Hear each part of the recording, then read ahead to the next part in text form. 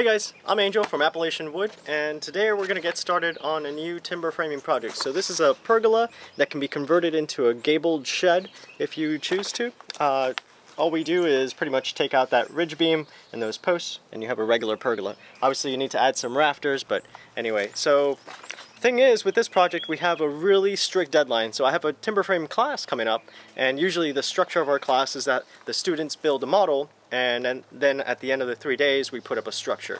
This was a structure for the last class. I'm not taking this guy down. I need him. So we need to put something up, and I don't have it. So we got to make this guy. And so we have 18 days to do this. If you account for some of the days that I'm not going to be here due to my schedule, I have about 14 days. Even crazier thing is that I don't have the lumber for this entire project just yet. So I put my order in this weekend, and I'm going to go pick it up this coming weekend. So yeah, but I do have the lumber to start on some braces and some of the smaller posts. So we're going to get to work on that today. So the plans call for 28¼ inches in between the two corners. So what I like to do is add 3 inches, because that's how long my tenon is at an angle. So that's the maximum it's ever going to be, is 3 inches. So in this case, I want to get rid of this gunk over here, so I'm going to start it at 4 inches. So 28¼ plus 4 is 32¼ .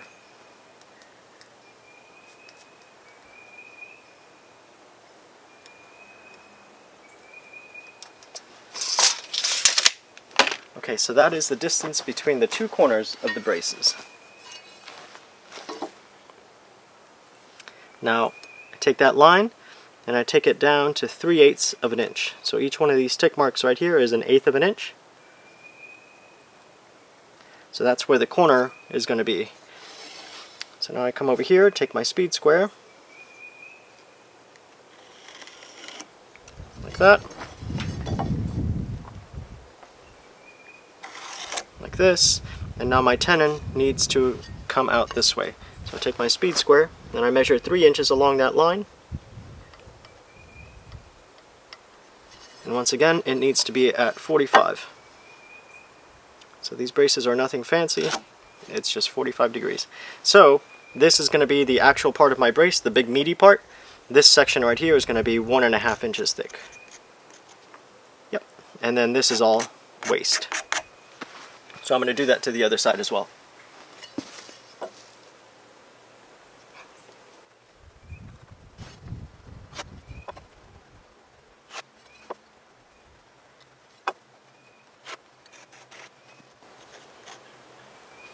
Excellent.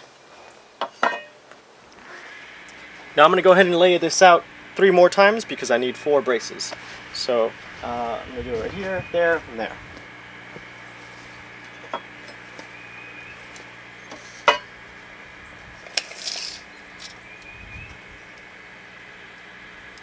And if you're asking, hey, couldn't you just use these lines that you're going to cut over here for the next brace? The answer is no, because you're going to have a kerf of that saw, and it means that the saw could drift this way and therefore not give you a perfect cut on this side. So usually I'm only focusing on one piece and not on the other piece. So I'm going to move some of that waste over here, and yes, I'll have some pieces over here that I'm not going to be able to use. But as you see, I have plenty of lumber, so that's not going to be a problem.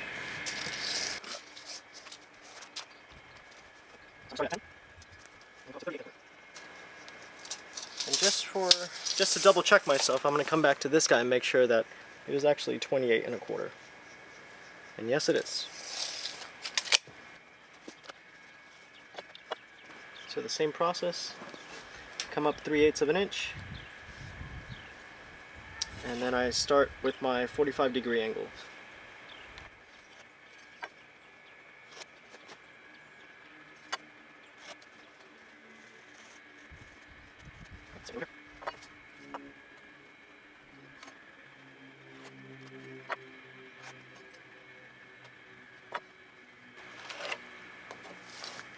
Alright, and there's my second brace.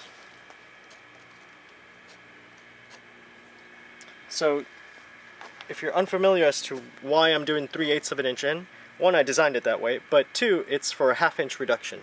And if you understand what that means, is that this 3/8 inch down, that shoulder right here is about 1/2 inch. So when I put my speed square right there, I can see it lines up to 1/2 inch, and that's what we want. Whenever this brace, we don't want the entire weight or the strength of this brace being solely on that 1.5 inch thick tenon. We want it on the entire 3-inch bit of the tenon, of the brace, like this. So there's going to be a shoulder that's 1/2 inch wide, and that's going to be pressing against the post and whatever top piece it's going onto, either the top plate, the tie beam, whatever.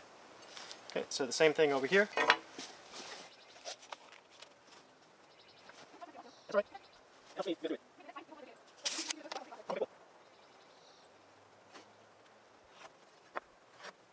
Should we put time or not really? Okay. Because I have too many to lay out.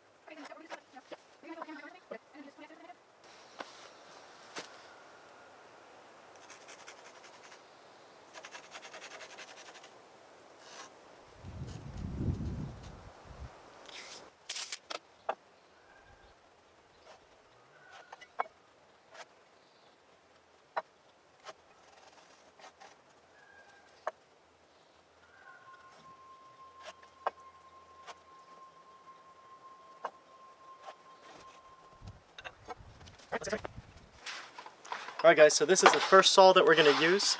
It's the Milwaukee 10 1/4 inch, and I want to use this one because you can see the blade passes beneath the wood. So that means I don't have to come back with a handsaw and cut the rest off. I can just take off all the material I need to with this one. So to use this guy, I put the big table on the piece that's going to stay put. So some folks end up using this one and the saw starts to fall on them. Not good.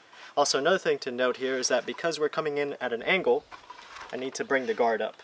Otherwise, the guard will stay put down there, and then I'm going to get some sort of turn right here. Let's see what else there is to learn. Oh, yeah, so the order of cuts. This is the first cut. This is less critical than that cut. The shoulder cut is the one that really needs to be spot on. This one is the length of the tenon. And in reality, this tenon should be 2 7/8 of an inch. What I can do is take the blade on that side of the line, but I usually like to make my mortises a little bit deeper and have more tenon than is necessary. So I'm going to cut it straight on the line. In fact, I'm going to cut it to the right of the line. Alright, let's go ahead and get sawing. Just kidding.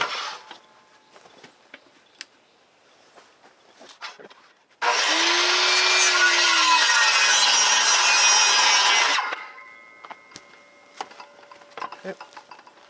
Now I don't need to hold the guard up because I'm coming into a 90-degree face. So this is the more critical line. So I'm going to try to take my time on this.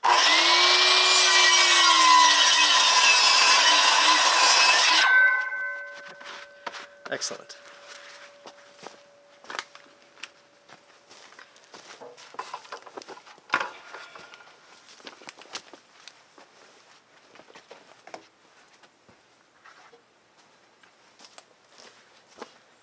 So now I need to finish my layout, and what that means is I need to draw my tenon on here. So I need to extend these lines down, and I need to draw 1.5 inches from this face, because what I want to do here is I want to work on this tenon, and I want the remainder to be at the bottom. So take my square right here,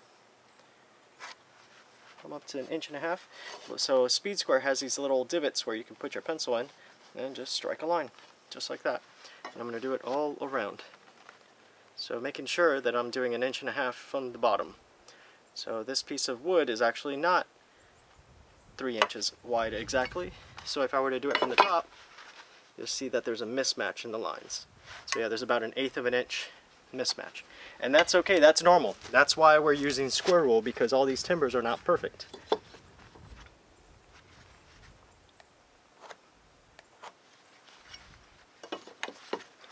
And if you tell me that I should expect for these timbers to be perfect, well, that's why you get 2x4s as 1.5 by 3.5, because of processing. So anyway, that's what we're going to remove right here.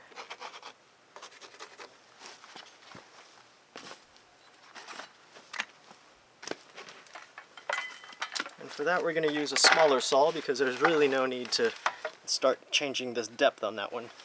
so many times. So right here. Okay.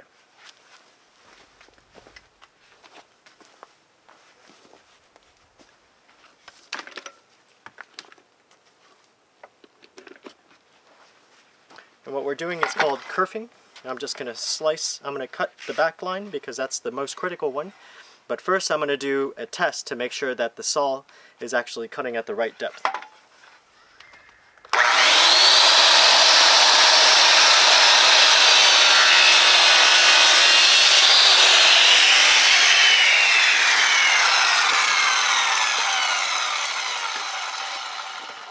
So I can see I have a gap between the saw and the line, and that's good, that's what I want, and the same thing on the exit, so I'm perfect.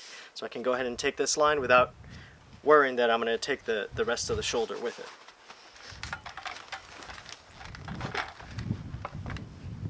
And this is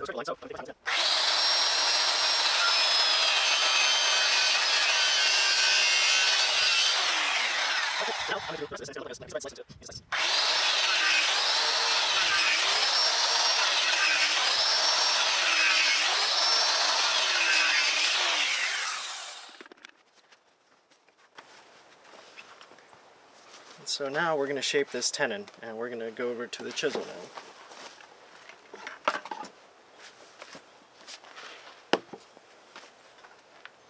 So this is a chisel guard that I made because we had a chisel delivered that came damaged because it was dropped onto metal, it seems. The chisel end was chipped, so I made some of those for whenever we ship chisels to not have that problem. So I'll do this, bring chisel over here.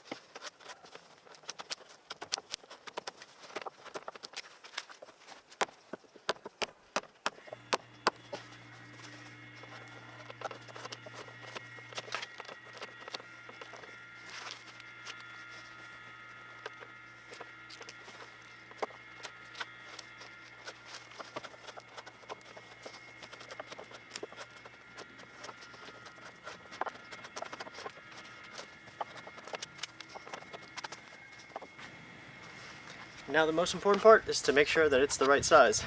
So this is a tenon gauge. You can see it's having some trouble in some spots. Primarily over here and some over here. So this is fitted to be exactly 1.5 inches. So this chisel is a little bit small for this, so I may need to make a smaller tenon gauge. But it's pretty tight in there. It's not going to be in there super loose.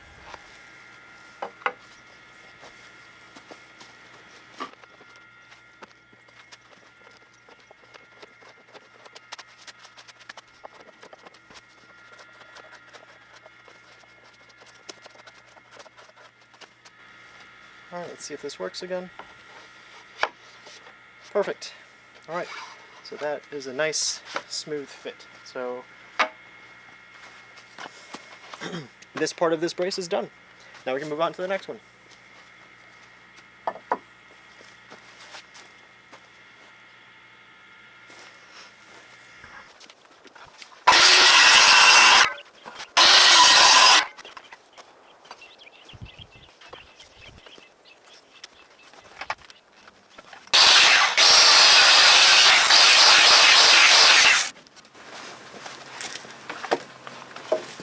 Hey guys, something I did not do before starting this was to strop.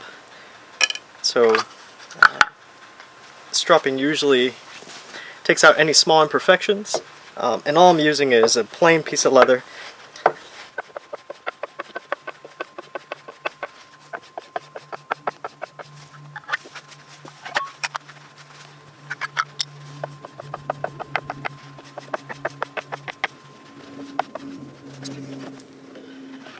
So yeah, stropping takes out all the small imperfections, and it also super polishes your chisel so it looks like a sword. It's actually kind of neat. But anyway, sometimes I can tell the difference. Sometimes you just absolutely cannot tell the difference. And if you can't tell the difference, it's probably because you need to take it back to a stone and sharpen it. So I guess it was better to finish that thought than just leave it as is.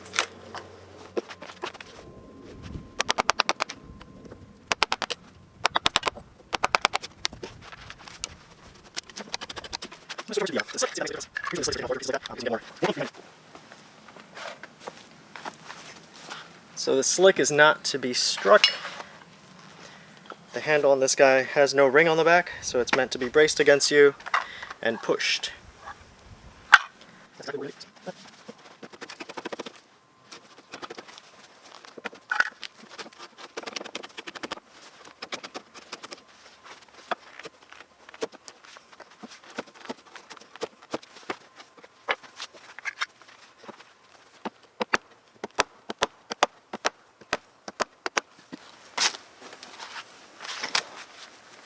All we're doing here now is paring it down. So I'm trying to get the material down to that line all across.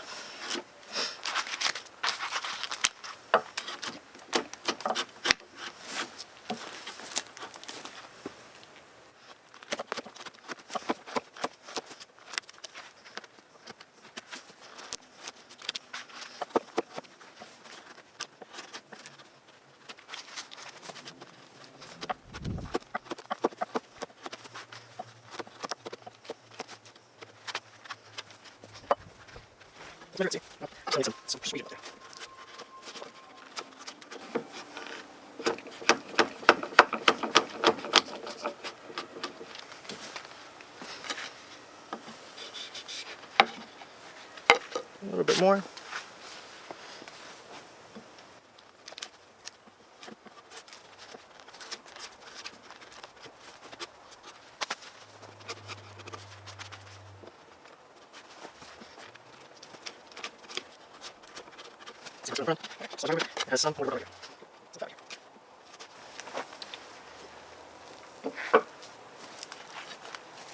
Now I'm switching back and forth between these two because the slick is not to be used like this. Because the blade on there, the angle of the bevel is 20 degrees, whereas the bevel on this guy is a little bit stronger, it's at 25. And I know it is because I have made them that way. So these chisels, whenever they come from the factory, or from wherever they're made, they're usually with a 30-degree bevel. And that bevel is usually for hardwoods. But if you're dealing with a softwood like this, yellow pine, so yellow pine is still relatively hard, but it's still considered a softwood. And then compared to oaks and walnuts and stuff like that, it's still definitely soft. But anyway, for softwoods, you want a bevel on your chisel at 25 degrees, and for your slick at 20 degrees.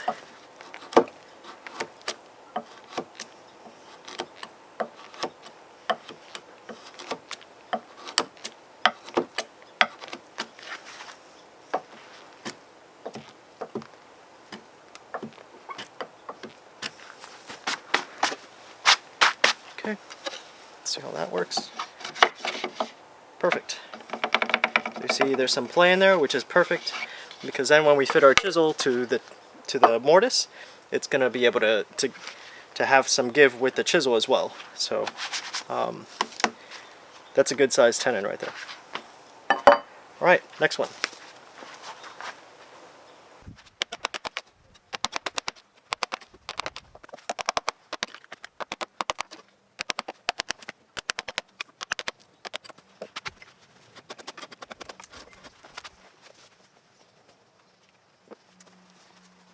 So you can also use a plane to get this stuff down. So I'm going to use a jack plane.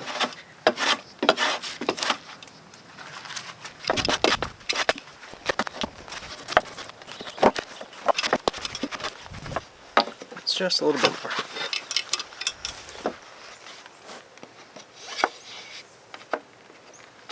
Great. Hey folks, so we got these braces done, all 4 of them, the way that I wanted to. I think they came out pretty good. All the tenons are super smooth.